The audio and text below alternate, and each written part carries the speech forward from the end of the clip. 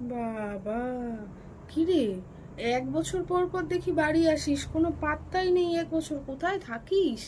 টাকা পয়সার তো কোনো অভাব আছে বলে মনে হচ্ছে না। কি কাজ করিস? তা আমাদের তো একটু বলতে টলতে পারিস নাকি?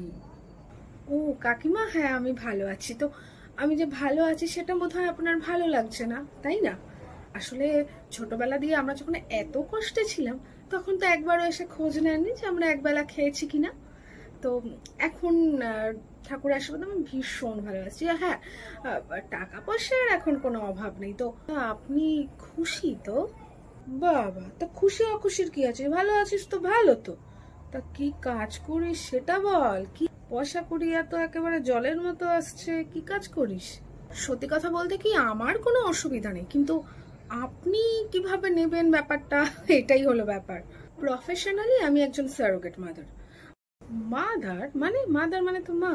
আর মনে করুন, এই পৃথিবীতে এমন অনেকেই আছে যারা বায়োলজিক্যালি মা হতে পারেন না, তাদের কিছু অসুবিধা থাকে, এবং আমি তাদের হয়ে মা হই, শুধুমাত্র বায়োলজিক্যাল মা।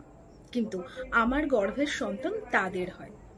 ব্যাপারটা এর বেশি যদি আপনি বুঝতে চান, তো আপনার এখানে আর একটু বুদ্ধি দরকার।